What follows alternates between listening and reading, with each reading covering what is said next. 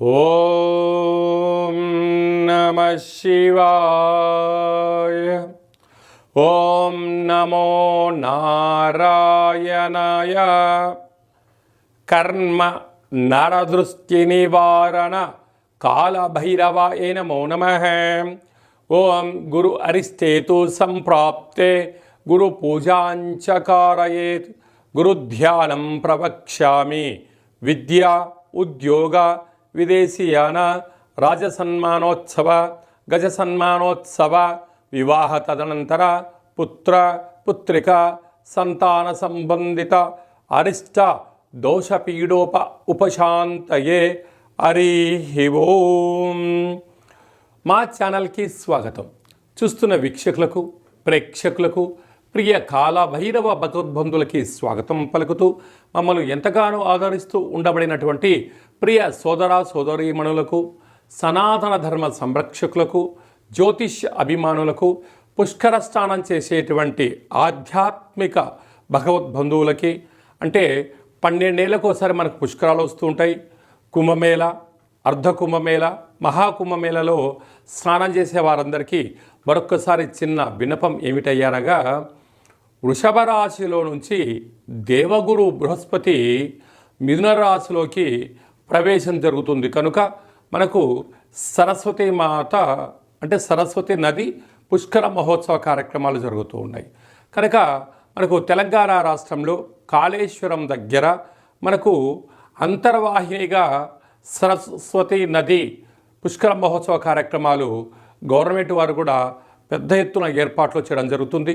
కనుక మనమందరము కూడా మే నెల 15వ తారీఖు నుండి 27వ తారీఖు వరకు మన వీలును బట్టి వెళ్ళి పుష్కర స్నానాన్ని ఆచరింపజేసుకొని ముక్కోటి దేవతల యొక్క ఆశీస్సులు, పుష్కరుడి యొక్క ఆశీస్సులు పొందాలని కోరుకుంటూ, అందరిపైనను 12 రాశులపైనను ఈ భూమండలం మీద ఉండబడినటువంటి అనేక జంతువులపైనను, పక్షులపైనను, ప్రకృతిపైనను దేవగురు బృహస్పతి యొక్క ఆశీస్సులు ఉండాలని కోరుకుంటూ, అందరినీ చల్లగా ఆశీర్వదించమని కోరుకుంటూ మనము స్వామివారిని వేడుకుందాం.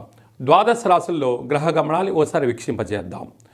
15/5/2025 నుండి 31/5/2025 వరకు 12 రాశుల్లో గ్రహ గమనాల్ని మరొక్కసారి వీక్షింపచేద్దాం. మేషరాశిలో బుధ భగవానుడు సంచార స్థితి. వృషభ రాశిలో రవి భగవానుడు ఏడాది తర్వాత సంచార స్థితి. 12 సంవత్సరముల తర్వాత మిథున రాశిలో దేవగురు బృహస్పతి సంచార స్థితి. కర్కాటక రాశిలో కుజ భగవానుడు నీచభంగ రాజయోగ సంచార స్థితి. కన్యరాశిలో కేతు సంచార స్థితి. మీనరాశిలో శుక్ర భగవానుడు, శని భగవానుడు, రాహు భగవానుడు సంచార స్థితితో ప్రారంభంలో ఇలా ఉన్నాయి. 19వ తారీఖు 5వ నెల 2025 నుండి రాహు భగవానుడు కుంభరాశిలోకి సంచార స్థితి, కేతు భగవానుడు సింహరాశిలో సంచార స్థితితో 12 రాశుల్లో గ్రహ గమనాలను మనం ఒకసారి వీక్షింపచేసాం. మేషరాశి వారు సరస్వతి నది పుష్కరాల మహోత్సవ సందర్భంగా ఎలాంటి విధి విధానాలు, ఎలాంటి దానం చేయడం వలన దేవగురు బృహస్పతి ఆశీస్సులు ఉంటాయో, అలాగనే అమావాస్య తిథి యందు స్వామివారికి ఆశీస్సులు పొందాలో ఈ వీడియోలో సవివరంగా సంపూర్ణంగా తెలుసుకుందాం. మేషరాశిలో ఏ నక్షత్రాలు వస్తాయనగా, అశ్విని నక్షత్రంలోని 4 పాదాలు, భరణి నక్షత్రంలో 4 పాదాలు, కృతికా నక్షత్రంలోని 1 పాదం కలిపితే మేషరాశి. మేషరాశి యొక్క అధిపతి కుజ భగవానుడు. రాశిలోనే బుధ భగవానుడు సంచారం చేయడం వలన నూతనమైన వ్యాపారాలు, పెట్టుబడులు, మంచి సత్ప్రవర్తన, జ్ఞానము, సమాజంలో మంచి పేరు, ప్రతిష్ట, రాజసన్మానము, గజ సన్మానము కలిగి సమాజంలో ఎనలేనటువంటి కీర్తి ప్రతిష్టలు మేషరాశి వారి సొంతం కాబోతాయి. 2వ స్థానంలో సూర్యభగవానుడు ఏడాది తర్వాత సంచారం చేయడం వలన ఆరోగ్యము, మీ వాక్కుకు అంటే మీ మాటకు తిరుగు ఉండదు, మీరు ఏం పని చేసినా విజయాలు, సంపూర్ణమైనటువంటి మీ యొక్క సలహాలు, సూచనలు అందరికీ ఉపయోగపడి మీ జీవితం చాలా ఆదర్శప్రాయంగా కాబోతుంది. అలాగా 12 సంవత్సరాల తర్వాత దేవగురు బృహస్పతి మిథున రాశిలో సంచారం చేయనప్పుడు అలా పుష్కర మహోత్సవ కార్యక్రమాలలో ఎరుపు వస్త్రాలను దానం చేయడం కానీ, ఎరుపు రంగు కలిగినటువంటి పుస్తకాలు దానం చేయడం కానీ, కాషాయం రంగు వస్త్రాలతో ఆ నదిలో వదిలిపెట్టడం కానీ చేసినట్లయితే రుణ సమస్యలు, రోగ సమస్యలు, శత్రు సమస్యలు, అనువంశికంగా వచ్చేటువంటి స్థిరచరాస్తుల్లో ఉండబడిన గొడవలు, కోర్టు సమస్యలు, పోలీస్ స్టేషన్ సమస్యలు, రక్తహీన సమస్యలు తొలగిపోతాయని చెప్పి కూడా గమనించాలి. అలాగనే మనకు మంగళవారం పూట వైశాఖ మాస అమావాస్య వస్తుంది కనుక ఇంట్లో కాళభైరవ స్వామిని స్మరణ చేసి కూష్మాండ దీపాన్ని పెట్టి వాటిని దానము చేయడం వలన అఖండ ఐశ్వర్యం, ఆనందం మేషరాశి వారి సొంతం కాబోతుంది. అలాగనే అర్ధాస్తమ కుజుడు కరణం వలన అష్టమి తిథి ఎందున, అమావాస్య తిథి ఎందున దూరావాయు జల ప్రయాణాలు పెట్టుకోవద్దు. దీనివల్ల అనేక రకాలమైన ఆరోగ్య సమస్యలు, వాహన ప్రమాదాలు పొంచి ఉన్నాయి. అలాగనే వ్యయంలో త్రిగ్రహ సంచార స్థితి ఉండడం వలన వీలైనంత వరకు మౌనం, ధ్యానం, ఏకాగ్రత, సత్ప్రవర్తన, పెద్దలకు గౌరవం ఇచ్చి పుచ్చుకోవడం వలన సంపూర్ణమైనటువంటి మనశ్శాంతి మేషరాశి వారి సొంతమవుతుంది. సాఫ్ట్వేర్ ఉద్యోగస్తులు, హార్డ్వేర్ ఉద్యోగస్తులు, వ్యవసాయ సోదరీమణులు, గృహ భవన నిర్మాణ కార్యక్రమం చేసేవారు, అలాగనే మార్కెటింగ్ రంగంలో ఉండబడిన వారు అనేక మందికి ఓర్పు, సహనం అవసరమని చెప్పి గుర్తుపెట్టుకోవాలి. మే మాసంలో ద్వితీయార్థంలో ముఖ్యమైనటువంటి పండుగల నుంచి క్లుప్తంగా, సవివరంగా, సంపూర్ణంగా తెలుసుకుందాం. మనకు విశేషంగా 20వ తారీఖున వైశాఖ మాస బహుళ అష్టమి, అలాగనే 27వ తారీఖున వైశాఖ మాస కృష్ణపక్ష అమావాస్య సందర్భంగా మనమందరము కూడా గృహాన్ని శుద్ధిగా పెట్టుకొని కాళభైరవ స్వామి స్మరణ, ధ్యానము, కాళభైరవ స్వామి అష్టకాన్ని వినడం, సునకపు మహారాజు గారికి ఆహారాన్ని ఏర్పాటు చేయడం, అలాగనే కాకి వాహన దేవతకు ఆహారాన్ని ఏర్పాటు చేయడం వలన సంచిత కర్మ, ప్రారబ్ధ కర్మ, ఆగమిక కర్మలు తొలగిపోతాయని చెప్పి గమనించాలి. అలా లేదు అనుకుంటున్న వారందరూ కూడా మన యొక్క దేవాలయంలో నిత్యము కాళభైరవ హోమ కార్యక్రమాలు జరుగుతూ ఉంటాయి. ఈ కింది నెంబర్ను సంప్రదించినట్లయితే మీకు వీడియో కాల్ చేసి స్వామివారి యొక్క దర్శనం చేయించి మీరు అనుకున్న అన్ని పనులను విజయం సాధించేటువంటి కాళభైరవ హోమ కార్యక్రమాన్ని చేయించడం జరుగుతుందని చెప్పి కూడా గమనించాలి. అదే కాకుండా మనకు 15వ తారీఖు నుంచి 27వ తారీఖు వరకు మనకు సరస్వతి నది పుష్కరాల సందర్భంగా వీలైనంత వరకు వెళ్దాం, స్నానం చేద్దాం. గతించినటువంటి పెద్దవారికి అక్కడ హిరణ్య శ్రాద్ధము, సువర్ణ శ్రాద్ధము, అలాగా అనేక కార్యక్రమాలు, దశదానాలు చేయడం వలన వారి యొక్క ఆశీస్సులు మన కుటుంబాలకు శ్రీరామ రక్ష అని చెప్పి గమనించగలగాలి. అలా వెళ్ళలేనటువంటి వారందరికీ కూడా మనము ఆదివారము, మాస శివరాత్రి ఆదివారం సందర్భంగా అక్కడ కాళేశ్వరం దగ్గర ఇలాంటి కార్యక్రమాలు ఏర్పాటు చేయడం జరిగింది.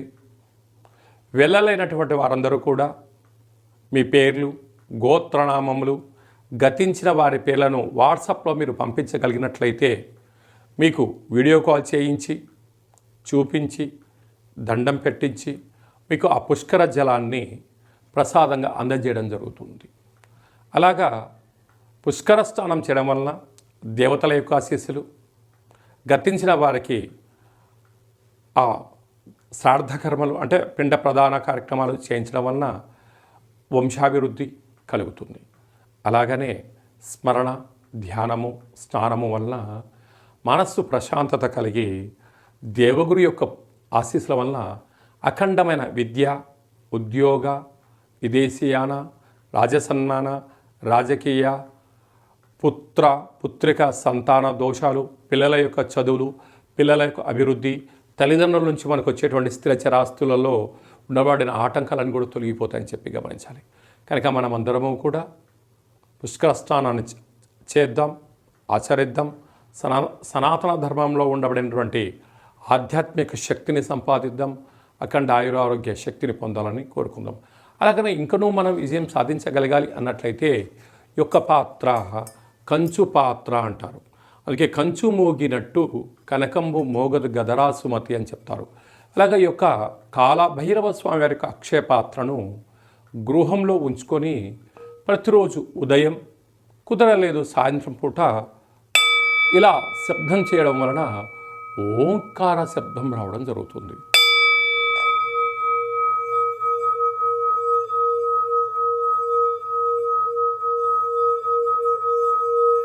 ఈ ఓంకార శబ్దాన్ని సృష్టించడం వలన, వినడం వలన మన మనస్సు ప్రశాంతత ఉండడం, గృహంలో ఉండబడినటువంటి జ్యేష్ఠాదేవి బయటికి వెళ్ళిపోవడం, ఇంట్లో వాస్తుదోషం తొలగిపోవడం, మానవుని శరీరంలో చక్రాలు వికసింపచేయడం, మనం ఏదైతే అనుకుంటున్నామో ఆ పనులు అన్నిటినీ కూడా కాళభైరవ స్వామి దేవ ముందుండి నెరవేర్చడం జరుగుతుంది.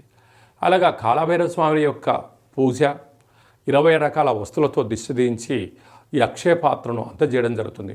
కనుక మనమందరము కూడా అక్షయ పాత్రను ఇంట్లో ఉంచుకుందాం, అష్ట కష్టాలకు స్వస్తి పలుకుదాం, అష్టైశ్వర్యాలకు స్వాగతం పలుకుదాం. అలాగే మీ వ్యక్తిగత జాతకం తెలుసుకోవాలనుకుంటున్నారా?